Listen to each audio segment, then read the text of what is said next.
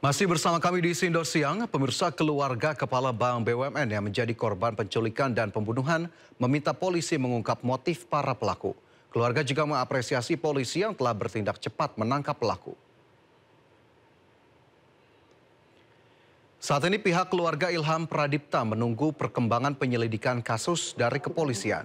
Pihak keluarga mengaku tidak mengenal satupun terduga pelaku yang telah ditangkap oleh polisi. Namun pihak keluarga ingin kasus ini diungkap secara tuntas dan transparan untuk mengetahui motif para pelaku. Keluarga juga mengapresiasi polisi yang bertindak cepat dengan menangkap 15 orang yang diduga terlibat dalam kasus penculikan dan pembunuhan almarhum.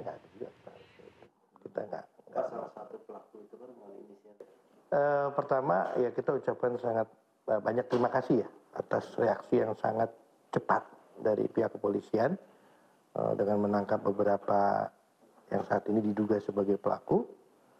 Nah, sambil kita menunggu, kami juga menunggu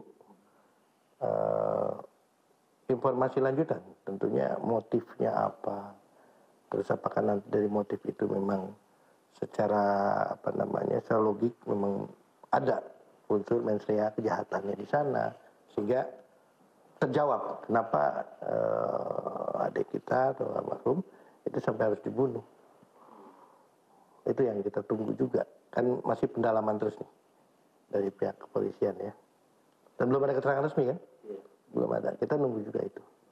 Keluarga itu tahu nggak sih Pak, si almarhum ini sedang melakukan pekerjaan dan kasus apa? Tidak. Tidak ada yang bisa. Tidak. Dan pemirsa, untuk mengetahui informasi terkini terkait kasus tersebut, kami sudah terhubung dengan rekan Jen Cahyani dan juru kamera Sutrisno. Ya, Jen, ada perkembangan apa terkait kasus penculikan dan pembunuhan yang menimpa Kepala Cabang Bank BUMN di Jakarta Timur?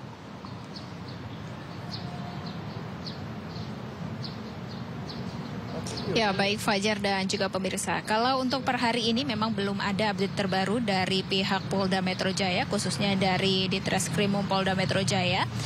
Dan untuk update terakhir yang kami terima, kalau dari Polda Metro Jaya sendiri sudah ada total 15 orang yang telah diamankan oleh Polda Metro Jaya, yang terdiri dari 9 orang yang ditangkap oleh Subdit Jatanras dari Rektorat Reserse Kriminal Umum, kemudian ada 6 orang oleh Subdit Resmob. Dan sampai saat ini dari pihak kepolisian dari Polda Metro Jaya masih melakukan identifikasi para pelaku yang sudah ditangkap. Di antaranya tadi update-nya ada 15 orang yang sudah ditangkap oleh Polda Metro Jaya. Dan untuk peran dan juga klasterisasi para tersangka ini diduga dibagi ke dalam beberapa klaster peran penculikan dan juga pembunuhan korban, yakni ada satu aktor intelektual atau yang menjadi dalang atas kejadian tersebut, kemudian ada klaster yang membuntuti, kemudian ada pelaksana penculikan dan juga ada klaster yang melakukan penganiayaan yang mengakibatkan meninggal dunianya sang korban. Dan dari Kabid Humas Polda Metro Jaya, Kombes AD Arisyam Indradi menegaskan bahwa pemeriksaan juga masih dilakukan di dalam Polda Metro Jaya terkait bagaimana identifikasi para pelaku yang sudah ditangkap dan juga secara teliti dan juga profesional sebelum nantinya diungkapkan kepada publik bagaimana kronologi yang terjadi, kemudian apa sebenarnya motif yang dilakukan oleh para pelaku tersebut kepada korban sehingga korban meninggal dunia. Dan kami juga masih menunggu informasi lanjutan dari Polda Metro Jaya, khususnya dari Ditreskrimum atau Direktorat Reserse Kriminal Umum Polda Metro Jaya, apakah akan ada tersangka baru yang akan ditangkap ataukah update mengenai status dari para pelaku yang sudah ditangkap dan juga seperti apa kronologi kejadian dan juga motif yang dilakukan sehingga menyebabkan korban meninggal dunia. Dan sampai saat ini kami juga masih menunggu update bagaimana dari pihak kepolisian menanggapi dari pihak keluarga korban yang meminta pihak kepolisian untuk menangkap dan juga mengadili para pelaku tersebut, dan juga seperti apa, apakah nantinya dari pihak keluarga akan juga bersaksi di kepolisian terkait dengan dugaan penculikan dan juga pembunuhan tersebut. Dan kami tunggu Fajar dan juga pemirsa, kami saat ini di Polda Metro Jaya, nanti tentu saja akan kita tanyakan juga kepada Dirkrim Polda Metro Jaya apakah ada update terakhir selain dari ditangkapnya 15 orang terduga pelaku pembunuhan dan juga penculikan dari kepala cabang salah satu bank BUMN di Jakarta. Sementara itu Fajar. Ya baik, terima kasih Jen Cahyani dan juru kamera Sutrisno telah melaporkan langsung dari Polda Metro Jaya. Selamat bertugas kembali. Pemirsa, kita ke informasi lainnya. Baru 1 bulan sekolah, 72 siswa SMA Negeri 5 Bengkulu tiba-tiba dikeluarkan secara sepihak dengan alasan tidak terdaftar dalam data pokok pendidikan. Pihak sekolah membantah melakukan praktik jual beli kursi.